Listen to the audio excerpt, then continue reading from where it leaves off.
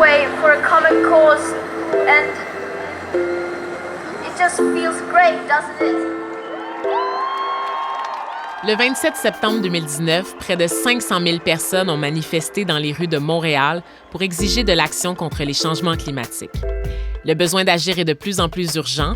Il faut poser des gestes concrets maintenant pour assurer un meilleur avenir pour les générations futures.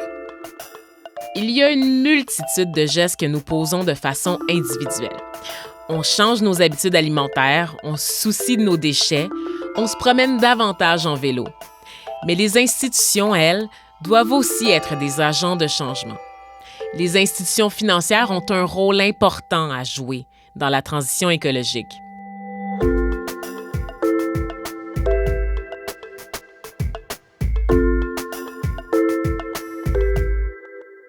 Le concept de développement durable, on le portait en nous sans savoir le nommer. On était préoccupé par l'impact sur la société des coopératives qu'on finançait. Pour ce dernier épisode, nous avons invité Léopold Beaulieu, le cofondateur et le premier directeur général de la Caisse d'économie des travailleurs réunis de Québec, qui est aujourd'hui la Caisse d'économie solidaire. Monsieur Beaulieu est reconnu pour ses nombreuses contributions dans le milieu syndical, dans le mouvement coopératif, ainsi que dans la promotion du développement durable. La Caisse est née dans un moment charnière dans la prise de conscience sur les enjeux écologiques. Son histoire ne peut pas être déconnectée de celle du mouvement environnemental. La Caisse a été fondée en 1971 et l'organisme Greenpeace voit le jour la même année. Puis une année plus tard, le Programme des Nations unies pour l'environnement est mis en place à Stockholm. Une économie plus solidaire, c'est aussi une économie plus verte.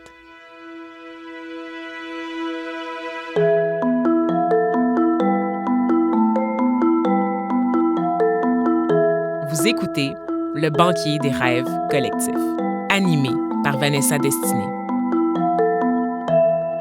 Épisode 3, le déclic climatique. J'étais salarié à la mutuelle SSQ parce que j'ai fait du syndicalisme étudiant à l'époque et j'ai choisi de gagner ma vie dans des organisations qui répondaient à la satisfaction de besoins collectifs. Je me suis retrouvé président du syndicat aussi, des employés de bureau de la mutuelle SSQ, et on a regardé comment on pouvait aller plus loin que faire des prêts et puis encourager l'épargne. Comment pouvions-nous aller plus loin que ça dans le sens d'une démocratisation de l'économie? Et de cet égard-là, ça voulait dire soutenir, développer, financer des projets collectifs. Donc, ça voulait dire financer des entreprises collectives. Et ça, c'était pas du tout une pratique qui était constatée, mais ça nous apparaissait une nécessité puis un besoin. Alors, c'est comme ça que est née la Caisse d'économie et on m'a sollicité, on m'a demandé si j'accepterais d'être le directeur général. On est dans une économie plurielle, avec des sociétés qui appartiennent au pouvoir public, avec des compagnies qui appartiennent aux actionnaires et avec des entreprises collectives. Et ça, c'est très important pour l'équilibrage et l'impact du développement de l'économie. Je pense que c'est un signe de bonne santé, même. Quand on retrouve un équilibre entre ces trois acteurs-là de l'économie, bien, c'est un signe de bonne santé. Nous avons invité Brigitte Lamontagne, directrice développement de marché à la Caisse d'économie solidaire. Madame Lamontagne, c'est la spécialiste en investissement responsable. Elle soutient les clients et les partenaires de la Caisse dans leur virage vers des pratiques financières plus durables. L'investissement responsable, c'est une réflexion, c'est une action qui est posée au-delà des critères financiers dans un choix d'entreprise.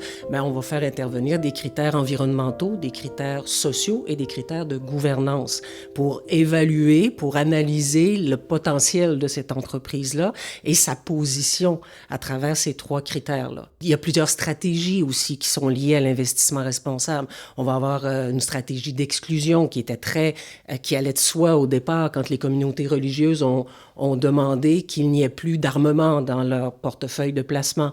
Elles ont souhaité qu'il n'y ait pas de nucléaire non plus, qu'il n'y ait pas... Donc, tranquillement, pas vite, ces exclusions-là ont tracé un peu la voie à une prise de conscience du pouvoir de l'argent, de mes investissements, de mes épargnes. Ensuite, est arrivé d'autres stratégies plus axées vers le dialogue avec les entreprises. Parce que financièrement, on a un bon potentiel, mais on est capable aussi de faire évoluer les pratiques.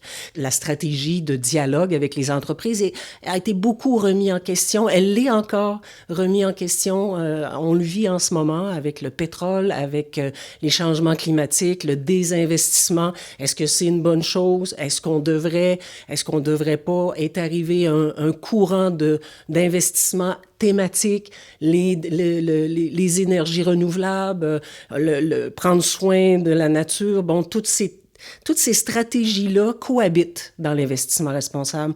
Et à mon sens, à moi, elles sont nécessaires. Parce qu'on ne peut pas prendre une seule stratégie puis dire c'est celle-là qui fonctionne. C'est un besoin de sens, c'est un besoin d'action. C'est de faire passer l'action avant tout. Fait que la Caisse a toujours fait ça. Elle a toujours été dans cette action-là.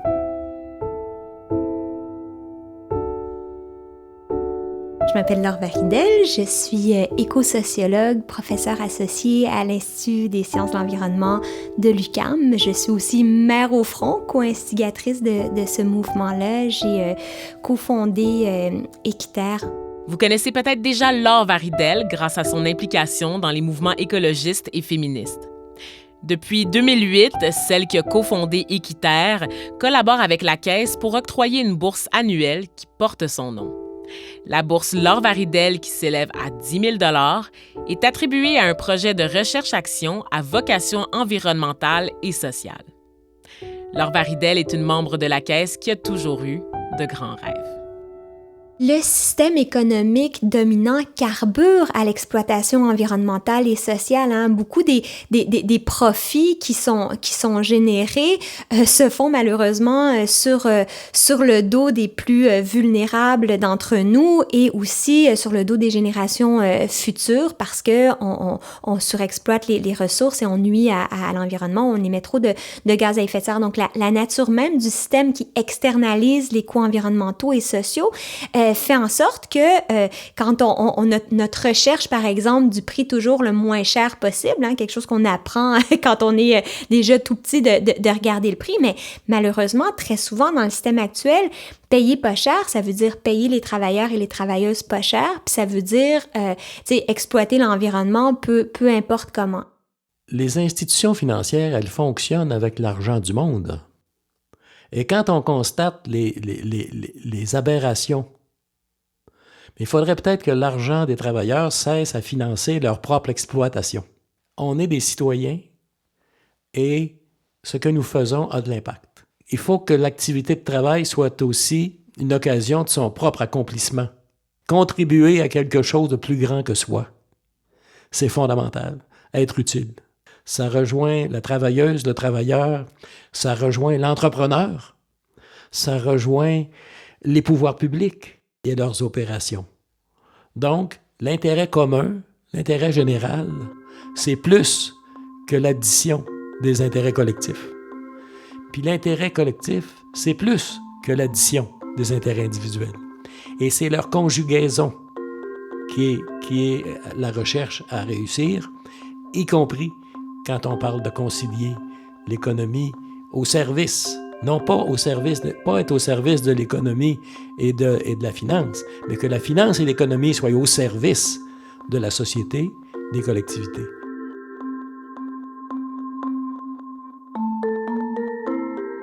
La Caisse a posé un geste extrêmement important récemment, soit celui de mesurer l'empreinte carbone de son portefeuille de prêts. Donc, et déjà, on prend conscience à partir d'une mesure de ce qu'on peut faire, de comment on peut agir sur l'amélioration après de ces pratiques-là.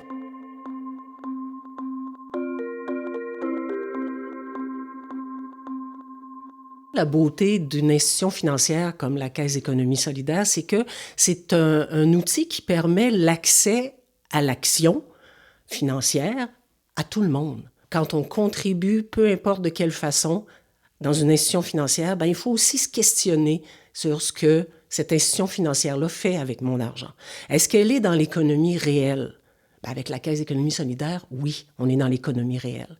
Alors, un épargnant, un investisseur à la Caisse d'économie solidaire, il peut jouer sur deux fronts.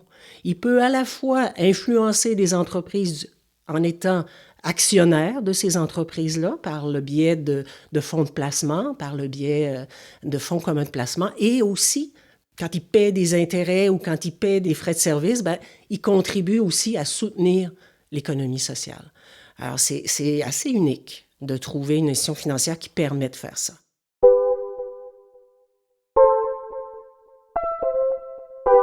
Selon Madame Lamontagne, la Caisse joue 2 rôles importants auprès de ses membres en matière d'investissement responsable.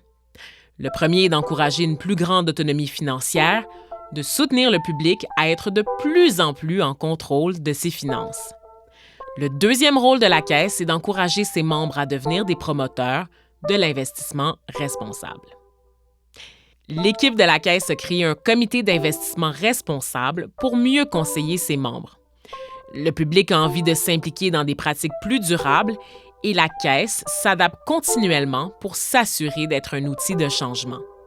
Quand on innove, quand on veut créer des projets qui n'existaient pas jusqu'à maintenant, puis que c'est porté par des organismes qui sont sans but lucratif, des fois, il y a comme un petit doute. On dirait que dans la société, on croit plus facilement aux projets des grandes entreprises privées qu'aux initiatives citoyennes, même si celles-ci peuvent être encore mieux organisées, plus visionnaires, puis avoir des ressources aussi très importantes. Il y a encore beaucoup de préjugés, je dirais, dans les perceptions. Et là, la Caisse d'économie solidaire vient aider à briser les préjugés, à montrer que c'est possible d'avoir des initiatives économiques qui sont porteuses et portées par des groupes de citoyens qui sont bien organisés. Donc, c'est possible d'avoir une économie qui soit écologique et solidaire.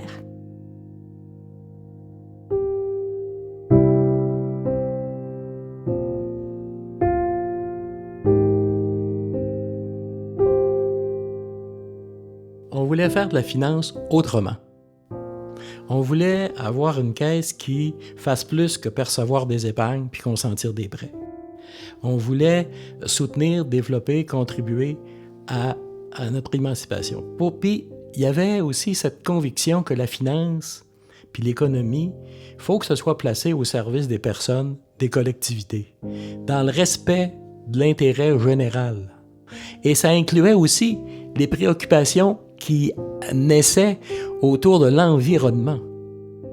Moi, je pense que la Caisse d'économie solidaire est vraiment exemplaire à plusieurs égards. Déjà, dans son souci de réduire ses propres émissions de gaz à effet de serre et celles de ceux et celles qu'elle finance, que ce soit dans le secteur immobilier, mais aussi plus généralement en outillant, en transmettant de l'information sur les meilleures pratiques, par exemple. Donc ça, c'est très concret comme impact. Ensuite de ça, il y a aussi son fonds d'investissement sans pétrolière, le placement en rendement social, qui, pour moi, est vraiment un véhicule de transition écologique extrêmement important.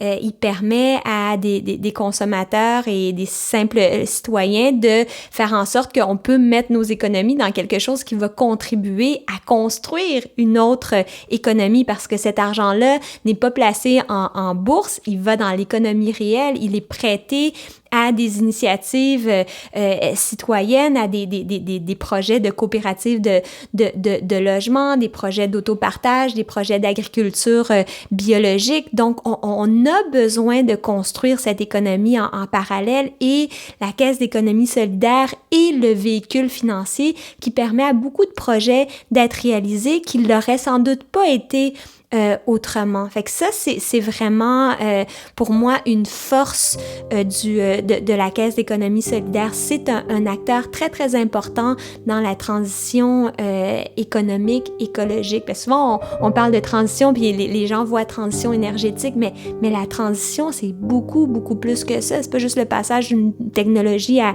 une autre. Non, c'est un changement de nos structures organisationnelles et décisionnelles sur le plan économique. Aujourd'hui, la Caisse a soutenu une multitude de projets avec des missions environnementales. Prenons l'exemple de la coopérative Solon.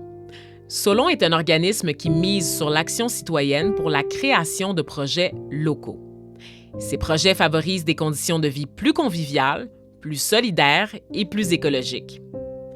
Par exemple, Solon soutient le Repair Café, qui propose des ateliers de réparation d'objets, ainsi que le groupe Échange Intelligent, qui facilite le troc d'objets entre voisins. Solon s'attaque également à des enjeux tels que les déserts alimentaires. Le projet du marché solidaire Petite Patrie offre des légumes de saison, des tartes, des quiches et du pain artisanal dans le parc Luc-Durand, tout près des habitations Saint-Vallier, une résidence pour personnes âgées. Le marché fonctionne sous le principe de payer selon vos moyens. Il contribue donc à la lutte contre la pauvreté et l'exclusion sociale, ainsi qu'au soutien intergénérationnel. On a tous un rôle à jouer quand on est membre des différentes coopératives. Puis moi, personnellement, c'est ce que j'aime avec la Caisse d'économie solidaire, c'est que les membres de cette caisse-là sont très impliqués et engagés. Vous allez à une assemblée générale annuelle et il y a plein de monde et des gens très actifs et c'est la Caisse d'économie solidaire qui très souvent va amener des propositions écologistes plus haut dans la structure de la Fédération du mouvement des jardins et va pousser des idées qui sont très, très novatrices. Fait qu'on, nous, comme membres, on a un rôle à jouer à cet égard.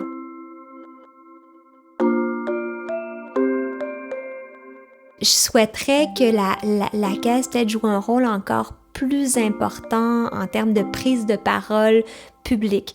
Je sais que c'est délicat parce qu'on va dire une institution financière, c'est une institution financière, mais je pense qu'on est à un moment de l'histoire où on doit prendre des grandes décisions, où on doit oser articuler une autre vision. Puis cette vision-là, je pense que la Caisse, elle l'a concrètement.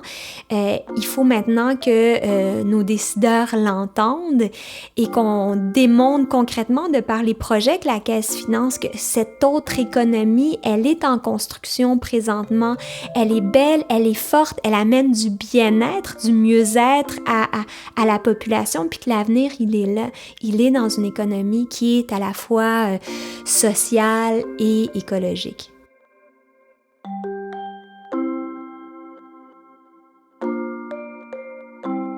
Je lui souhaite, et je sais qu'elle va le réaliser, de rester présente pour ses membres, par ses membres aussi, pour faire progresser la société face aux grands enjeux qui nous attendent, que ce soit les enjeux environnementaux, mais les enjeux sociaux, d'inégalité, de division. On le sent, nos voisins sont...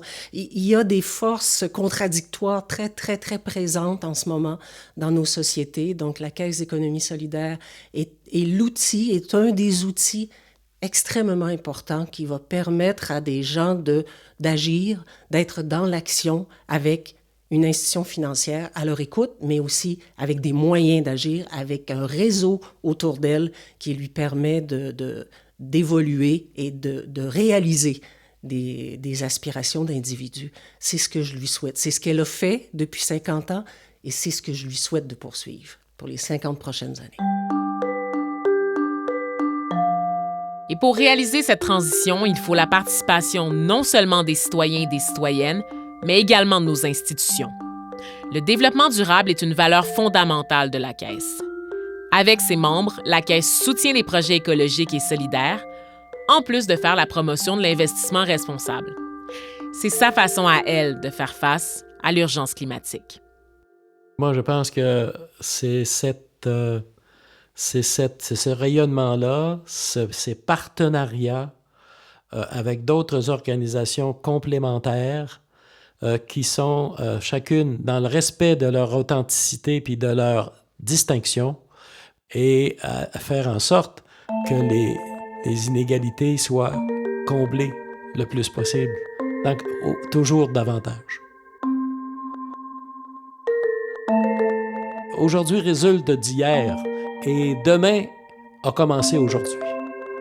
Et ça, c'est fondamental que d'avoir cette conscience-là et de se préoccuper, de faire en sorte que ceux qui suivent soient dans les meilleures conditions possibles pour prendre charge de l'avenir, de notre avenir collectif.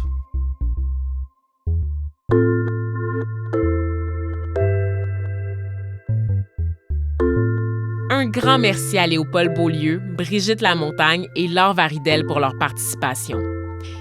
Et merci à vous tous et vous toutes pour votre écoute de cette série de la Caisse d'économie solidaire, le banquier des rêves collectifs.